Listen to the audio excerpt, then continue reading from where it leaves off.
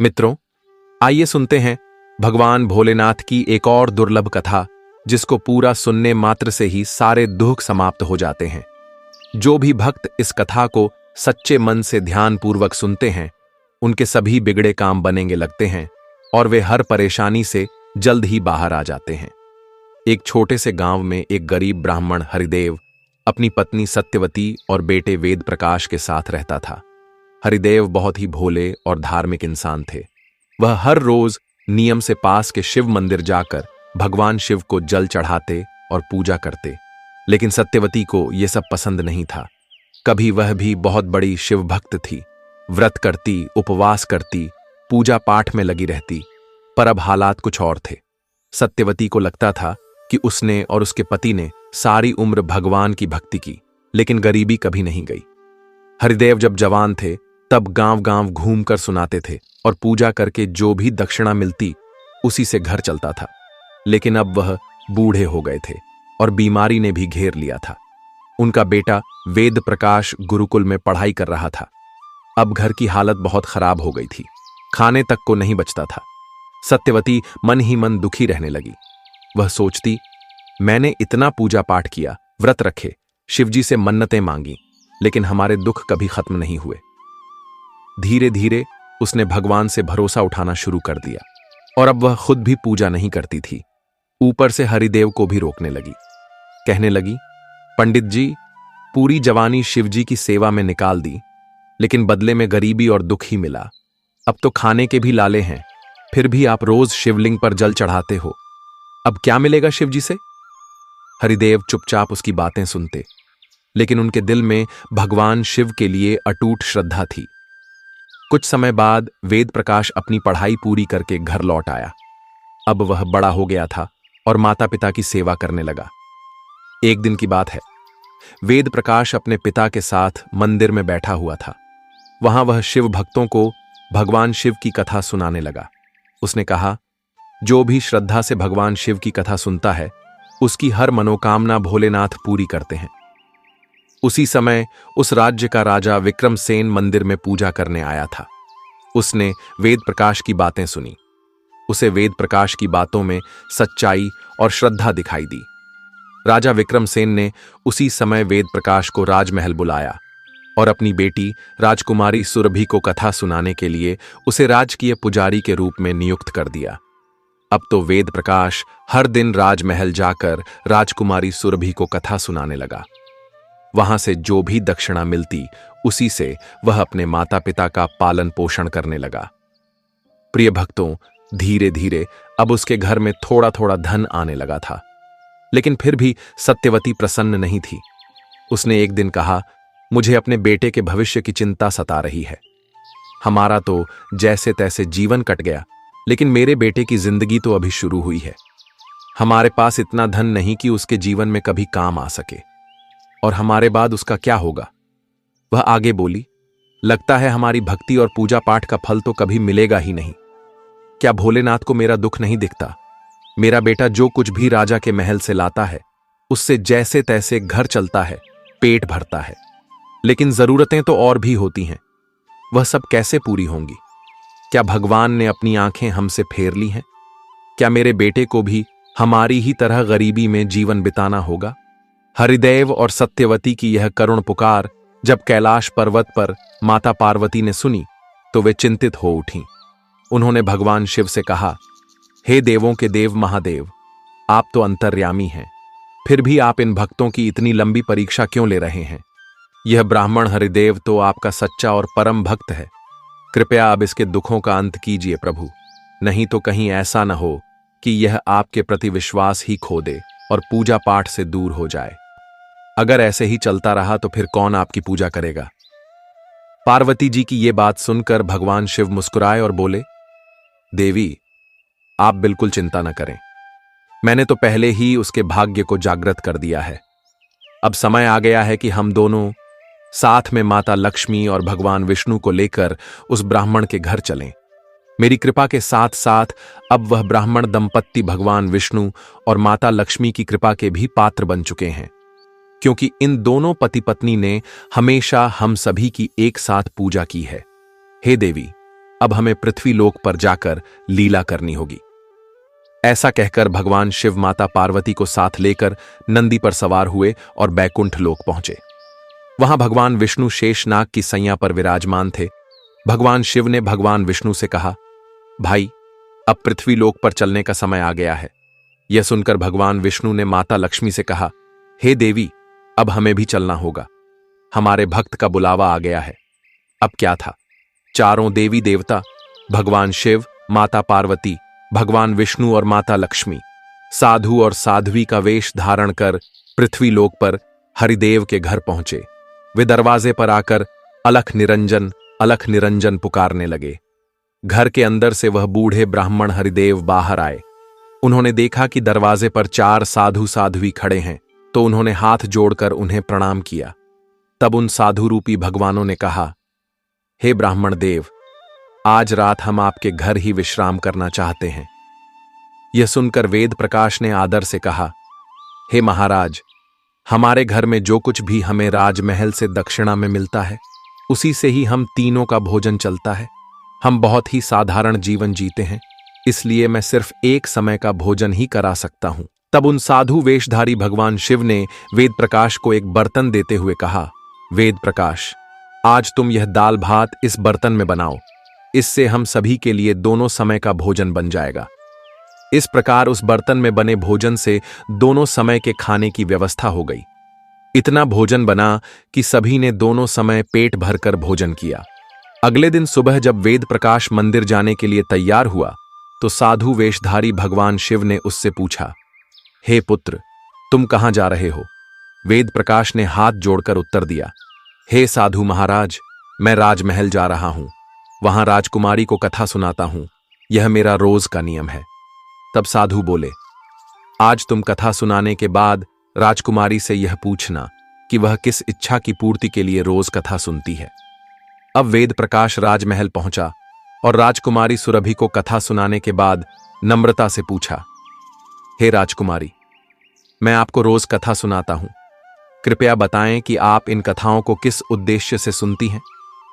राजकुमारी ने मुस्कुराकर कहा, हे ब्राह्मण पुत्र, मैं इस मनोकामना से कथा सुनती हूं कि मुझे ऐसा पति मिले जिसकी चर्चा पूरे राज्य में हो, जिसके माथे पर चांद और सूरज की तरह तेज हो, जो इतना भाग्यशाली और धनवान हो कि लक्ष्मी स्वयं उसके कदमों में नाचे, और मेरी बारात ऐसी हो जैसी आज तक किसी ने न देखी हो।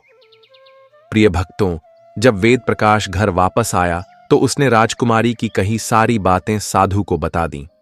अगले दिन फिर सुबह जब वह राजमहल जाने लगा तो साधु वेशधारी भगवान शिव ने उसे फिर रोका और कहा, हे पुत्र, आज फिर वही प्रश्न राजकुमारी से पूछना। यदि वह फिर से वही उत्तर दे तो तुम तुरंत कह देना कि जैसा पति वह चाहती है वैसा पति तो केवल मैं ही हूं, और यह कहकर तुरंत वहां से चले आना। वेद प्रकाश घबरा गया और बोला, हे महाराज, कहां मैं एक गरीब ब्राह्मण जो अपने घर का गुजारा भी राजमहल से मिली दक्षिणा से करता है, और कहां वह एक राजकुमारी। अगर राजा को यह सब पता चल गया तो वह मुझे मृत्यु दंड दे देगा। उसके सामने विवाह की बात रखना तो जैसे खुद अपने लिए और अपने माता पिता हरिदेव और सत्यवती के लिए मौत बुलाने जैसा होगा। मैं ऐसा नहीं कर सकता। तब साधु ने कहा, ठीक है, तो फिर हम तुम्हें और तुम्हारे पूरे परिवार को अभी भस्म कर देते हैं। प्रिय भक्तों, वेद प्रकाश पहले से ही उनके चमत्कार से डरा हुआ था। उसने मन ही मन सोचा, आज नहीं तो कल मुझे वैसे भी मौत मिलनी है। यह साधु महाराज तो मुझे अभी के अभी श्राप से भस्म कर देंगे। इसलिए साधु को आश्वासन देकर और उनकी बात मानकर वेद प्रकाश कथा सुनाने के लिए राजमहल चला गया। कथा समाप्त होने के बाद उसने राजकुमारी सुरभि से कहा, हे राजकुमारी, कल आपने जैसा वर चाहने की बात कही थी वैसा वर तो केवल मैं ही हूं। इतना कहकर वह तुरंत वहां से लौट आया। राजकुमारी यह सुनकर बहुत हैरान और स्तब्ध रह गई। उसे बड़ा झटका लगा। फिर उसने अपनी दासी के माध्यम से अपने पिता राजा विक्रमसेन को बुलवाया और सारी बात बताई।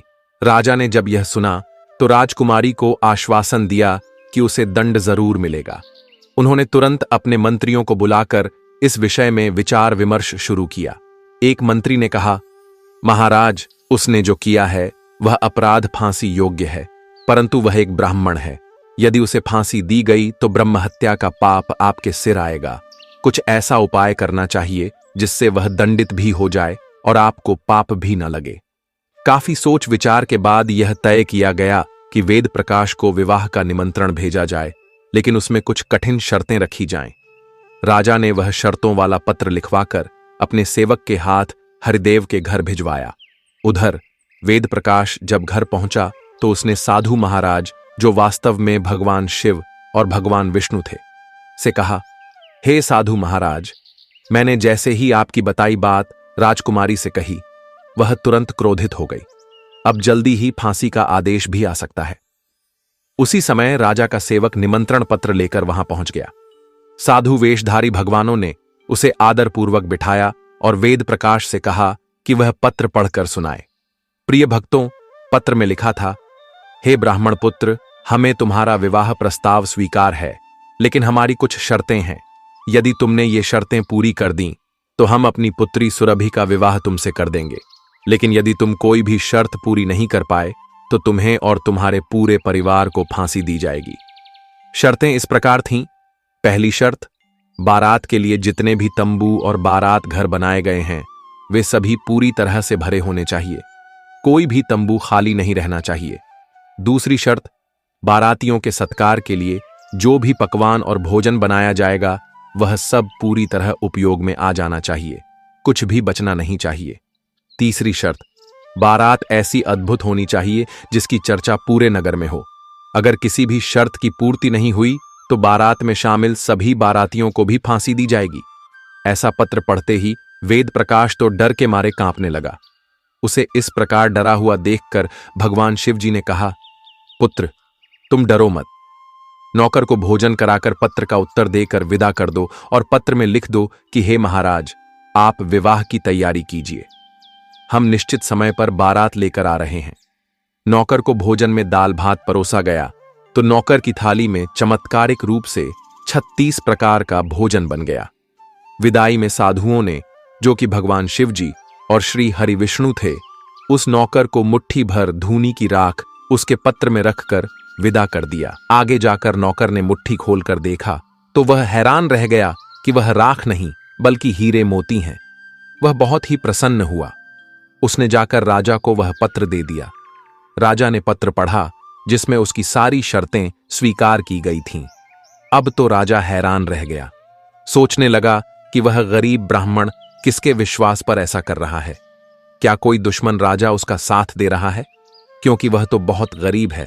हमारी इस तरह की शर्तें तो वह कभी भी पूरी नहीं कर सकता। यही सोचकर राजा ने शहर के सारे बारात घर सजवा दिए, बहुत सारे तंबू लगवा दिए। राजा को विश्वास था कि अधिक आदमी न आने के कारण वह शर्त हार जाएगा।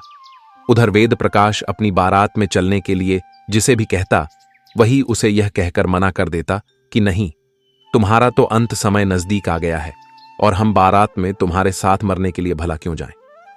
ऐसी बात सुनकर वह बहुत ही परेशान हो गया।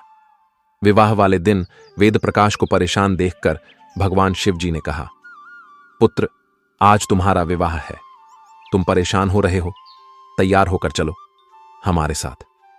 तुम किसी भी बात की चिंता मत करो, हम तुम्हारे साथ हैं। वेद प्रकाश ने अब तो भाग्य में जो लिखा है वह स्वीकार किया, जो होगा अच्छा ही होगा, ऐसा विचार करके तैयार हुआ और साधुओं के साथ चल पड़ा। उधर भगवान शिव जी ने भी इस बारात में चलने के लिए सभी देवताओं को मनुष्य रूप में आमंत्रित कर दिया। भूत, प्रेत, पिशाच और अनेक गणों को भी विवाह में सम्मिलित कर लिया, जिसके कारण सभी बारात घरों में लगाए गए तंबू देखते ही देखते खचाखच भर गए। इसके बाद भी कुछ बाराती बिना तंबू के रह गए। अब राजा के पास सूचना पहुंचाई गई कि बारातियों के ठहरने का और प्रबंध कराया जाए। राजा ने सुना तो वह सुनकर हैरान रह गया। अब उसने सोचा कि कहां से इतने बाराती आ गए, हमें चलकर देखना चाहिए वास्तव में बात क्या है। राजा तुरंत वहां पहुंचा। राजा को आया देखकर भगवान भोलेनाथ ने शुक्र और शनि जी को बच्चे के रूप में बनाकर भूख के कारण रुला दिया। राजा ने 2 छोटे बालकों को रोते हुए देखा तो पूछा कि यह बालक क्यों रो रहे हैं। साधु बने शिवजी ने कहा, महाराज, इन्हें बहुत जोर से भूख लगी है। अब राजा ने उन बच्चों को भोजन कराने के लिए भेज दिया। कुछ समय बाद राजा विक्रमसेन के कर्मचारी ने आकर बताया, हे महाराज, वे दोनों बालक तो सारा का सारा भोजन खा गए और फिर भी भूख से चिल्ला रहे हैं, रो रहे हैं। यह बात सुनते ही राजा विक्रमसेन बड़ा परेशान हुआ। अब उसने अपना घमंड त्याग कर उन साधुओं के सामने नतमस्तक होकर कहा, हे साधु महाराज, अब तो मेरी लाज आपके हाथ में है। साधुओं ने कहा, महाराज, कोई बात नहीं, सब कुछ ठीक हो जाएगा। आप घर जाकर बारात की अगवानी की तैयारी करो। बारात के स्वागत की तैयारी धूमधाम से करो। राजा ने पूरे शहर को बहुत ही सुंदर तरीके से सजवाया। जगह जगह झालरों से पूरा नगर दुल्हन की तरह जगमगाने लगा। उधर वेद प्रकाश भी विवाह की पोशाक में एक राजकुमार की तरह बहुत सुंदर दिखाई दे रहा था। शाम के समय उसे एक सुंदर दिव्य रथ में बिठाया गया। रथ के आगे नगाड़े और ढोल वाले झूम रहे थे, नाच रहे थे। दूल्हे के मस्तक पर चेहरे को चांद और सूरज से सजाया गया था। बाराती हाथों में मुद्राएं लेकर एक दूसरे पर न्योछावर करके इधर उधर उड़ा रहे थे। बारात के इस अद्भुत दृश्य को देखकर सभी लोग आपस में कहने लगे, इस ब्राह्मण वेद प्रकाश के भाग्य को तो देखो। इसके मस्तक पर चंद्र सूर्य जैसा तेज है और चारों ओर से धन लक्ष्मी की वर्षा हो रही है, मानो किसी बड़े राजा की बारात निकल रही हो। ऐसी बारात तो हमने अपने जीवन में कभी नहीं देखी और ना ही कभी आगे देखने की उम्मीद है। यह तो भाग्य का बड़ा ही धनी है।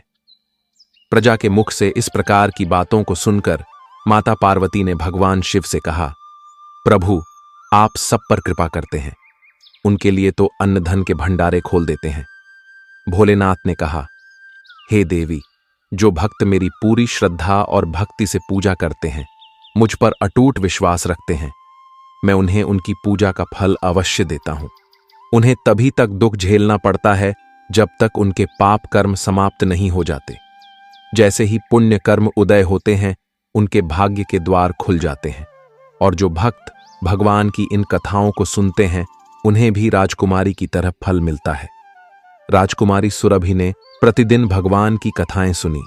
उसके मन में जो भी कामना थी, उसकी हर इच्छा पूर्ण हो गई। यह तो भोलेनाथ, माता पार्वती और भगवान विष्णु तथा लक्ष्मी जी की महिमा थी, जिसके कारण ब्राह्मण हरिदेव धनी हो गया। उसका घर अब महल की तरह सुंदर हो गया, में किसी भी चीज की कोई कमी नहीं थी। अब हरिदेव ने फिर से भगवान की पूजा अर्चना शुरू कर दी और खूब दान दक्षिणा देने लगे। अब तो राजकुमारी सुरभि प्रतिदिन भगवान की कथाओं को प्रेम से सुनती और दूसरों को सुनाया करती थी। तो प्रेम से बोलिए, श्री लक्ष्मी नारायण भगवान की जय, भगवान भोलेनाथ माता पार्वती की जय, नमः पार्वती पते हर हर महादेव। सावन सोमवार की पौराणिक कथा, जिसे सुनने मात्र से ही भोलेनाथ की कृपा प्राप्त होती है। आनंदपुर नगर में सेठ विशंभर दास नाम का एक धनी व्यापारी रहता था और दूर दूर तक उसका व्यापार फैला हुआ था। नगर में उस व्यापारी का सभी लोग मान सम्मान करते थे। इतना सब कुछ होने पर भी वह व्यापारी अंतर्मन से बहुत दुखी था, क्योंकि उसका कोई पुत्र नहीं था। दिन रात उसे एक ही चिंता सताती रहती थी कि उसकी मृत्यु के बाद उसके इतने बड़े व्यापार और धन संपत्ति को कौन संभालेगा। पुत्र प्राप्ति की इच्छा से सेठ विशंभर दास प्रत्येक सोमवार भगवान शिव का व्रत और पूजा किया करता था। सायंकाल को वह शिव मंदिर में जाकर भगवान शिव के सामने घी का दीपक जलाता था। उसकी भक्ति देखकर एक दिन देवी पार्वती ने भगवान शिव से कहा, हे प्राणनाथ, यह व्यापारी आपका सच्चा भक्त है। कितने दिनों से यह सोमवार का व्रत और पूजा नियमित कर रहा है। हे प्रभु, आप इसकी मनोकामना अवश्य पूर्ण करें। भगवान शिव मुस्कुराते हुए बोले, हे पार्वती, इस संसार में सबको उनके कर्मों के अनुसार ही फल की प्राप्ति होती है। प्राणी जैसा कर्म करते हैं, उन्हें वैसा ही फल प्राप्त होता है। इसके बावजूद भी पार्वती जी नहीं मानी। उन्होंने भगवान भोलेनाथ से आग्रह करते हुए कहा, नहीं प्राणनाथ, आपको इस व्यापारी की इच्छा पूरी करनी ही पड़ेगी, क्योंकि यह आपका अनन्य भक्त है। प्रत्येक सोमवार विधिवत व्रत करता है और पूजा अर्चना के बाद आपको भोग लगाकर एक समय भोजन ग्रहण करता है। आपको इसे पुत्र प्राप्ति का वरदान देना ही होगा। देवी पार्वती का इतना आग्रह देखकर भगवान शिव ने कहा, हे देवी, तुम्हारे आग्रह पर मैं इस व्यापारी को पुत्र प्राप्ति का वरदान देता हूं, लेकिन इसका पुत्र 16 वर्ष से अधिक जीवित नहीं रहेगा। उसी रात भगवान शिव ने स्वप्न में व्यापारी को दर्शन देकर उसे पुत्र प्राप्ति का वरदान दिया और साथ ही यह भी बताया कि उसका पुत्र केवल 16 वर्ष तक ही जीवित रहेगा। भगवान के वरदान से सेठ विशंभर दास को खुशी तो हुई, लेकिन पुत्र की अल्पायु की चिंता ने उस खुशी को फीका कर दिया। सेठ पहले की तरह सोमवार का विधिवत व्रत करता रहा। कुछ महीने पश्चात उसके घर एक अति सुंदर पुत्र उत्पन्न हुआ। पुत्र जन्म से व्यापारी के घर में खुशियों की बौछार हो गई। बहुत धूमधाम से पुत्र जन्म का समारोह मनाया गया। हालांकि सेठ को अत्यधिक खुशी नहीं हुई, क्योंकि उसे पुत्र की अल्पायु का रहस्य मालूम था। इस रहस्य को सेठ के अलावा घर में कोई और नहीं जानता था। विद्वान ब्राह्मणों ने उस पुत्र का नाम आर्यमित्र रखा। जब आर्यमित्र 12 वर्ष का हुआ तो उसकी शिक्षा हेतु उसे काशी नगरी भेजने का निर्णय लिया गया। सेठ विशंभर दास ने आर्यमित्र के मामा शीलधर को बुलाया और कहा, आर्यमित्र को शिक्षा प्राप्ति के लिए महाशिला नगरी छोड़ाओ। आर्यमित्र अपने मामा शीलधर के साथ शिक्षा प्राप्त करने के लिए चल पड़ा। लंबी यात्रा के बाद वे एक नगर में पहुंचे, जहां के राजा की कन्या के विवाह की खुशी में पूरा नगर सजा हुआ था। निश्चित समय पर बारात आ गई, लेकिन वर का पिता इस बात से चिंतित था कि उसका पुत्र एक आंख से काना है। उसे डर था कि यदि राजा को यह बात पता चल गई तो कहीं वह विवाह से इनकार न कर दे और इससे उसकी बड़ी बदनामी हो जाएगी। वर के पिता ने आर्यमित्र को देखा तो उसके मस्तिष्क में एक विचार आया। उसने सोचा, क्यों न इस लड़के को दूल्हा बनाकर राजकुमारी चंद्रिका से विवाह करा दूं। विवाह के बाद इसे धन देकर विदा कर दूंगा और राजकुमारी को अपने नगर में ले जाऊंगा। वर के पिता ने इसी संबंध में आर्यमित्र और शीलधर से बात की। शीलधर ने धन मिलने के लालच में वर के पिता की बात स्वीकार कर ली। आर्यमित्र को दूल्हे के वस्त्र पहनाकर राजकुमारी चंद्रिका से विवाह करा दिया गया। राजा ने बहुत सारा धन देकर राजकुमारी को विदा किया। जब आर्यमित्र लौट रहा था तो वह सच छिपा नहीं सका। उसने राजकुमारी की ओढ़नी पर लिख दिया, राजकुमारी चंद्रिका, तुम्हारा विवाह तो मेरे साथ हुआ था, लेकिन मैं तो महाशिला नगरी में शिक्षा प्राप्त करने जा रहा हूं। अब तुम्हें जिस नवयुवक की पत्नी बनना पड़ेगा वह एक आंख से काना है। जब राजकुमारी ने अपनी ओढ़नी पर लिखा हुआ देखा और उसे पढ़ा तो उसने काने लड़के के साथ जाने से इनकार कर दिया। जब राजा को यह जानकारी मिली कि उसकी पुत्री का विवाह काने राजकुमार के साथ नहीं हुआ है तो उसने राजकुमारी को महल में ही रख लिया। उधर आर्यमित्र अपने मामा शीलधर के साथ महाशिला नगरी पहुंच गया। आर्यमित्र ने वहां गुरुकुल में पढ़ाई शुरू कर दी। जब आर्यमित्र की आयु 16 वर्ष पूरी हुई तो उसने एक यज्ञ करवाया। यज्ञ की समाप्ति पर ब्राह्मणों को भोजन कराया और खूब अन्न वस्त्र का दान किया। रात्रि को आर्यमित्र अपने शयन कक्ष में सो गया। भगवान शिव के वरदान के अनुसार शयनावस्था में ही आर्यमित्र के प्राण पखेरु उड़ गए। सूर्योदय के समय जब मामा शीलधर ने आर्यमित्र को मृत देखा तो वह रोने पीटने लगा। आसपास के लोग भी एकत्र होकर दुख प्रकट करने लगे। मामा के विलाप की आवाजें समीप से गुजरते हुए भगवान शिव और माता पार्वती ने भी सुनी। पार्वती जी ने भगवान शिव से कहा, प्राणनाथ, मुझसे इस व्यक्ति का रोना सहन नहीं हो रहा, आप इसके कष्ट अवश्य दूर करें। भगवान शिव ने पार्वती जी के साथ अदृश्य रूप में समीप जाकर आर्यमित्र को देखा तो पार्वती जी से बोले, हे देवी, यह तो उसी सेठ विशंभर दास का पुत्र है जिसे मैंने 16 वर्ष की आयु का वरदान दिया था। इसकी आयु तो पूरी हो चुकी है। पार्वती जी ने पुनः भगवान शिव से निवेदन किया, हे प्राणनाथ, आप इस लड़के को जीवित कीजिए, नहीं तो इसके माता पिता पुत्र की मृत्यु के कारण रो रो कर अपने प्राणों का त्याग कर देंगे। इस लड़के का पिता तो आपका परम भक्त है, वर्षों से सोमवार का व्रत करता रहा है और आपको भोग लगाता रहा है। देवी पार्वती के आग्रह पर भगवान शिव ने आर्यमित्र को पुनर्जीवन का वरदान दे दिया। भगवान शिव के आशीर्वाद से कुछ ही पल में आर्यमित्र जीवित होकर उठ बैठा।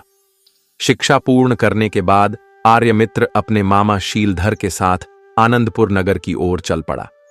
चलते चलते वे उसी नगर में पहुंचे जहां आर्यमित्र का विवाह हुआ था। उस नगर में भी आर्यमित्र ने एक यज्ञ का आयोजन किया। समीप से गुजरते हुए नगर के राजा ने यज्ञ देखा तो तुरंत आर्यमित्र को पहचान लिया। यज्ञ समाप्त होने पर राजा आर्यमित्र और शीलधर को महल में ले गया। कुछ दिन उन्हें महल में सम्मान पूर्वक रखकर बहुत सा धन और वस्त्र देकर राजकुमारी चंद्रिका के साथ विदा किया। रास्ते में सुरक्षा के लिए राजा ने बहुत से सैनिकों को भी साथ भेजा। शीलधर ने नगर में पहुंचते ही एक दूत को घर भेजकर आगमन की सूचना दी। आर्यमित्र के जीवित लौटने की सूचना से सेठ विशंभर दास अत्यंत प्रसन्न हुआ। वह और उसकी पत्नी एक कमरे में स्वयं को बंद करके भूखे प्यासे अपने पुत्र की प्रतीक्षा कर रहे थे। उन्होंने प्रतिज्ञा कर रखी थी कि यदि उन्हें पुत्र की मृत्यु का समाचार मिला तो दोनों प्राण त्याग देंगे। सेठ विशंभर दास अपनी पत्नी और मित्रों के साथ नगर द्वार पर पहुंचा। जब उसे अपने पुत्र के विवाह का समाचार मिला और उसने अपनी पुत्रवधू राजकुमारी चंद्रिका को देखा तो उसकी खुशी का ठिकाना नहीं रहा। उसी रात भगवान शिव ने व्यापारी के स्वप्न में आकर कहा, हे श्रेष्ठी, मैंने तेरे सोमवार के व्रत करने और व्रत कथा सुनने से प्रसन्न होकर तेरे पुत्र को लंबी आयु प्रदान की है। भगवान शिव की बातें सुनकर सेठ विशंभर दास स्वप्न में ही अत्यंत प्रसन्न हुआ। सोमवार का व्रत करने से सेठ के घर में पुनः खुशियां लौट आईं। शास्त्रों में लिखा है कि जो स्त्री पुरुष सोमवार का विधिवत व्रत करते हैं और व्रत कथा को श्रद्धापूर्वक सुनते हैं, उनकी सभी मनोकामनाएं पूर्ण होती हैं। एक बार प्रेम से बोलिए, हर हर महादेव, जय माता पार्वती। अब आइए श्रवण करते हैं भोलेनाथ की दुर्लभ कथा। यह कथा शिव पुराण में वर्णित है। शिव पुराण में कहा गया है कि जो भी भक्त सावन में इस कथा को शांत मन से भक्ति भाव से सुनता है, उसके जन्मों का दुख और दरिद्रता समाप्त हो जाती है। दरिद्र धनवान हो जाते हैं, रोगी रोग मुक्त हो जाते हैं और भाग्य का द्वार खुलता है। तो आइए श्रवण करते हैं शिवजी और माता पार्वती की यह कल्याणकारी कथा। यदि आपने यह कथा अंत तक सुन ली तो यकीन मानिए आपकी परेशानियां दूर हो जाएंगी और भगवान शिव की कृपा से सभी बिगड़े काम बन जाएंगे। इसलिए कृपया कथा को पूरे मन से अंत तक जरूर सुनें, क्योंकि अधूरी कथा सुनना भगवान भोलेनाथ का अपमान माना जाता है। सत्यमपुर नामक गांव में शिवदत्त नाम का एक ब्राह्मण रहता था। वह अधर्मी, दुराचारी और महापापी था। उसकी पत्नी बहुत सुंदर थी और नाम चंचुला था। वह सदा उत्तम धर्म का पालन करती थी, परंतु शिवदत्त वेश्यागामी था। इस प्रकार कुकर्म करते करते बहुत समय बीत गया। उसकी पत्नी चंचुला काम से पीड़ित होने के बाद भी स्वधर्म के भय से क्लेश सहती रही और काफी समय तक धर्म से नहीं डिगी। लेकिन समय के साथ वह भी अपने पापी पति के व्यवहार से प्रभावित होकर दुराचरण करने लगी और धर्म से विमुख हो गई। इस प्रकार दुराचार में डूबे उन पति पत्नी का जीवन व्यर्थ ही व्यतीत होता गया। अंततः वेश्यागामी और दूषित बुद्धि वाला वह ब्राह्मण शिवदत्त मृत्यु को प्राप्त हुआ और अपने पापों के कारण नरक में चला गया। नरक के कठोर दुख भोगने के बाद वह मूढ़ ब्राह्मण वंध्याचल पर्वत पर एक भयंकर पिशाच के रूप में जन्मा। उधर शिवदत्त की मृत्यु के बाद उसकी पत्नी चंचुला पुत्रों के साथ कुछ समय तक घर में रही, लेकिन पति के अभाव में वह भी पर पुरुषों के संग में पड़ गई। वास्तव में सत स्त्रियां विपत्ति में भी धर्म नहीं छोड़ती, यही उनका तप है। तप कठिन होता है पर उसका फल अमृत के समान मीठा होता है। लेकिन जो विषयों में डूब जाते हैं वे इस सत्य को नहीं समझ पाते। एक दिन देवयोग से किसी पुण्य पर्व के अवसर पर धर्मवती अपने भाई बंधुओं के साथ गोकर्ण क्षेत्र गई। वहां उसने तीर्थ के जल में स्नान किया और परिवार के साथ यात्रा करने लगी। घूमते घूमते वह एक प्राचीन शिव मंदिर पहुंची, जहां एक ब्राह्मण कथा सुना रहे थे। वहां चंचुला ने उस ब्राह्मण के मुख से भगवान शिव की परम पवित्र और कल्याणकारी कथा सुनी। कथावाचक कह रहे थे, जो स्त्रियां व्यभिचार करती हैं उन्हें यमलोक में भयंकर यंत्रणाएं दी जाती हैं। यमदूत उनके शरीर के अंगों को तप्त लोहे से दागते हैं और उनके साथ घोर यातनाएं करते हैं। उन पीड़ाओं से त्रस्त होकर आत्मा बार बार विलाप करती है, पर यमदूत कर्मों का फल अवश्य दिलवाते हैं। यह वैराग्यपूर्ण कथा सुनकर चंचुला भय से कांपने लगी। कथा के समाप्त होते ही जब सब लोग लौट गए, तब धर्मवती उस ब्राह्मण से बोली, हे ब्राह्मण, धर्म को न जानने के कारण मुझसे भारी पाप हुआ है। कृपा कर मेरा उद्धार कीजिए। आपके प्रवचनों ने मेरे हृदय में वैराग्य जगा दिया है। मैं धिक्कार की पात्र हूं, पाप में डूबी रही। अब मैं अपने पापों का प्रायश्चित करना चाहती हूं। जब यमदूत मुझे बांधकर नरक ले जाएंगे और मेरे शरीर को चीरेंगे, तो मैं उन महायातनाओं को कैसे सह सकूंगी। हे ब्राह्मण, आप मेरे लिए अब गुरु समान हैं। कृपया मुझे मार्ग दिखाइए। आप ही मेरे माता पिता हैं। मैं आपकी शरण में आई हूं। इस अबला का अब आप ही उद्धार कीजिए। इस प्रकार विलाप करती हुई चंचुला ब्राह्मण देवता के चरणों में गिर पड़ी।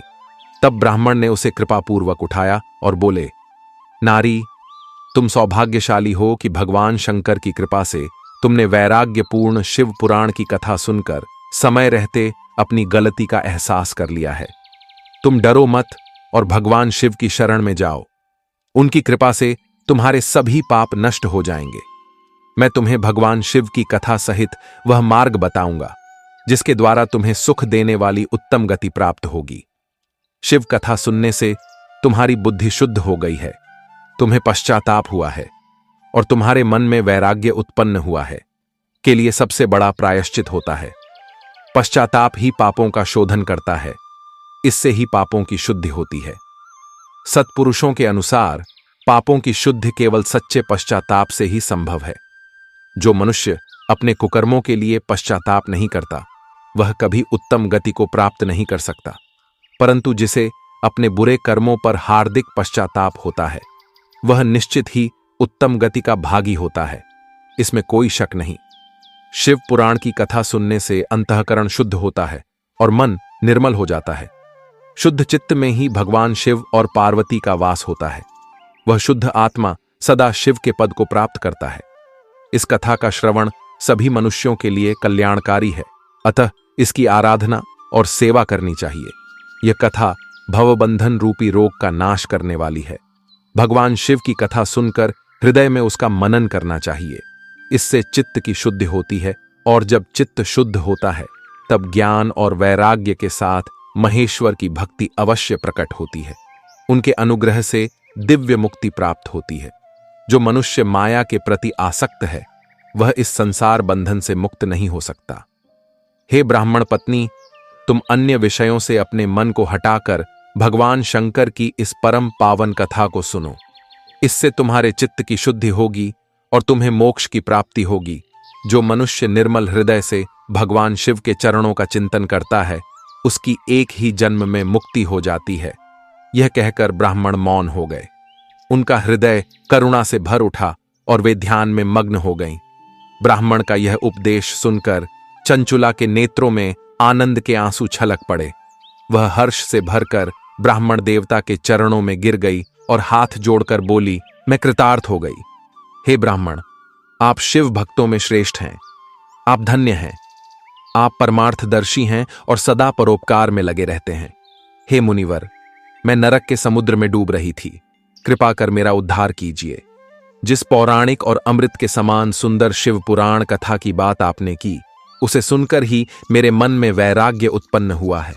उस अमृतमय शिव पुराण कथा को सुनने के लिए मेरे मन में बड़ी श्रद्धा हो रही है। कृपया आप मुझे उसे सुनाइए। शिव पुराण की कथा सुनने की इच्छा मन में लिए हुए चंचुला उन ब्राह्मण देवता की सेवा में वहीं रहने लगी। उस गोकर्ण नामक महाक्षेत्र में उन ब्राह्मण देवता के मुख से चंचुला ने शिव पुराण की भक्ति, ज्ञान और वैराग्य बढ़ाने वाली तथा मुक्ति देने वाली परम उत्तम कथा श्रवण कर कृतार्थता प्राप्त की। उसका चित्त शुद्ध हो गया। वह अपने हृदय में शिव के सगुण रूप का चिंतन करने लगी। वह सदैव शिव के सच्चिदानंदमय स्वरूप का स्मरण करती थी।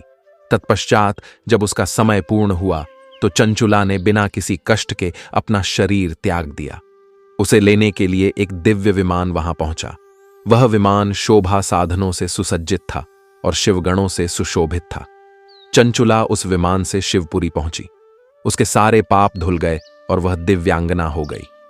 वह गौरांगी देवी मस्तक पर अर्धचंद्र का मुकुट और अन्य दिव्य आभूषण धारण किए हुए शिवपुरी पहुंची। वहां उसने सनातन देवता त्रिनेत्रधारी महादेव शिव के दर्शन किए। सभी देवता उनकी सेवा में भक्तिभाव से उपस्थित थे। उनकी अंग कांति करोड़ों सूर्यों के समान प्रकाशित हो रही थी। 5 मुख और हर मुख में 3-3 नेत्र थे। मस्तक पर अर्धचंद्राकार मुकुट शोभायमान हो रहा था। कंठ में नील चिन्ह था। उनके साथ देवी गौरी विराजमान थीं, जो विद्युत पुंज के समान प्रकाशित हो रही थीं। महादेव जी की कांति कपूर के समान गौर थी। उनके शरीर पर श्वेत वस्त्र थे तथा शरीर श्वेत भस्म से युक्त था। इस प्रकार भगवान शिव के परम उज्ज्वल रूप के दर्शन कर चंचुला अत्यंत प्रसन्न हुई। उसने भगवान को बारंबार प्रणाम किया और हाथ जोड़कर प्रेम, आनंद और संतोष से युक्त होकर विनीत भाव से खड़ी हो गई। उसके नेत्रों से आनंदाश्रुओं की धारा बहने लगी। भगवान शंकर व भगवती गौरी उमा ने करुणा से युक्त सौम्य दृष्टि से देखकर चंचुला को अपने पास बुलाया। गौरी उमा ने उसे प्रेम पूर्वक अपनी सखी बना लिया। चंचुला सुखपूर्वक भगवान शिव के धाम में उमा देवी की सखी के रूप में निवास करने लगी। एक दिन चंचुला आनंद में मग्न होकर उमा देवी के पास गई और दोनों हाथ जोड़कर उनकी स्तुति करने लगी। चंचुला बोली, हे गिरिराज नंदिनी स्कंद माता उमा, आप सभी मनुष्यों एवं देवताओं द्वारा पूज्य तथा समस्त सुखों को देने वाली हैं। आप शंभु प्रिया हैं। आप ही सगुणा और निर्गुणा हैं। हे सच्चिदानंद स्वरूपिणी, आप ही प्रकृति की पोषक हैं। हे माता, आप ही संसार की सृष्टि, पालन और संहार करने वाली हैं। आप ही ब्रह्मा, विष्णु और महेश को उत्तम प्रतिष्ठा देने वाली परम शक्ति हैं। सद्गति प्राप्त चंचुला इस प्रकार देवी की स्तुति कर शांत हो गई। उसकी आंखों में प्रेम के आंसू उमड़ आए। तब शंकर प्रिया भक्तवत्सला उमा देवी ने बड़े प्रेम से चंचुला को चुप कराते हुए कहा, सखी चंचुला, मैं तुम्हारी स्तुति से प्रसन्न हूं। बोलो, क्या वर मांगती हो? चंचुला बोली, हे गिरिराज कुमारी, मेरे पति शिवदत्त इस समय कहाँ हैं? मुझे बताइए और कोई उपाय कीजिए ताकि हम फिर से मिल सकें। हे महादेवी, मेरे पति एक शूद्र जाति की वेश्या के प्रति आसक्त थे और पाप में ही डूबे रहते थे। गिरिजा बोली, बेटी, तुम्हारा पति तो शिवदत्त खूब बड़ा पापी था। उसका अंत बड़ा भयानक हुआ। वेश्या का उपभोग करने के कारण वह मूर्ख नरक में अनेक वर्षों तक अनेक प्रकार के दुहक भोग कर अब अवशेष पाप को भोगने के लिए विंध्य पर्वत पर पिशाच की योनि में रह रहा है। वह दुष्ट वही वायु पीकर रहता है और सब प्रकार के कष्ट सहता है। गौरी देवी की यह बात सुनकर चंचुला अत्यंत दुखी हो गई। फिर को किसी तरह स्थिर करती हुई दुखी हृदय से मां गौरी से उसने एक बार फिर पूछा, हे महादेवी, मुझ पर कृपा कीजिए और मेरे पापी पति का अब उद्धार कर दीजिए। कृपा करके मुझे वह उपाय बताइए जिससे मेरे पति को उत्तम गति प्राप्त हो सके। गौरी देवी ने कहा, यदि तुम्हारा पति शिवदत्तमा शिव पुराण की पुण्य में उत्तम कथा सुने तो वह इस दुर्गति को पार करके उत्तम गति का भागी हो सकता है। अमृत के समान मधुर गौरी देवी का यह वचन सुनकर चंचुला ने दोनों हाथ जोड़कर मस्तक झुकाकर उन्हें बारंबार प्रणाम किया तथा प्रार्थना की कि मेरे पति को शिव पुराण सुनाने की व्यवस्था कीजिए। ब्राह्मण पत्नी चंचुला के बार बार प्रार्थना करने पर शिवप्रिया गौरी देवी ने भगवान शिव की महिमा का गान करने वाले गंधर्वराज तुम्बुरु को बुलाया और कहा, तुम्हारी भगवान शिव में अपार भक्ति है। तुम मेरे मन की बातें जानने वाले और मेरे कार्यों को सिद्ध करने वाले हो। मेरी यह सखी चंचुला अपने पति की मुक्ति चाहती है। तुम इसके साथ विंध्य पर्वत जाओ। वहां एक महाघोर और भयानक पिशाच निवास करता है। पूर्व जन्म में वही पिशाच शिवदत्त नामक ब्राह्मण था जो चंचुला का पति था, परंतु वह वेश्यागामी हो गया था। उसने नित्य कर्म, संध्या, स्नान सब छोड़ दिया था। उसकी बुद्धि क्रोध से भ्रष्ट हो गई थी। वह सज्जनों से द्वेष और दुर्जनों से मित्रता करता, हिंसा करता, लोगों को सताता और उनके घर जलाता था। पत्नी को त्याग कर वेश्या और चांडालों के साथ रहकर वह अंत तक दुराचार करता रहा। मृत्यु के बाद वह यमपुरी गया और घोर नरकों को भुगत कर अब विंध्य पर्वत पर पिशाच बनकर अपने पापों का फल भोग रहा है। तुम उसके समक्ष परम पुण्यदायी और पापों को नष्ट करने वाली शिव पुराण की कथा का पाठ करो। उसे सुनकर उसका हृदय शुद्ध होगा और वह प्रेतयोनि से मुक्त हो जाएगा। तब तुम उसे विमान में बैठाकर भगवान शिव के पास ले आना। मां गौरी का आदेश पाकर गंधर्वराज तुम्बुरु अत्यंत प्रसन्न हुए और चंचुला को साथ लेकर विमान से विंध्य पर्वत पर पहुंचे। वहां उन्होंने विकराल पिशाच शिवदत्त को देखा। उसका शरीर विशाल और मुख भयावह था। वह कभी हंसता, कभी रोता और कभी उछलता था। तुम्बुरु ने उसे पाशों से बांध लिया और कथा के लिए एक मंडप की रचना की। यह समाचार फैलते ही अनेक देवर्ष भी उस स्थल पर पधारे। सभी को आदरपूर्वक स्थान दिया गया। पिशाच शिवदत्त को भी पाशों में बांधकर आसन पर बिठाया गया। फिर तुम्बुरु ने शिव पुराण की 7 संहिताओं वेदेश्वर से वायु संहिता तक का अमृतमय गान आरंभ किया। उस दिव्य कथा को सुनते ही शिवदत्त के समस्त पाप नष्ट हो गए।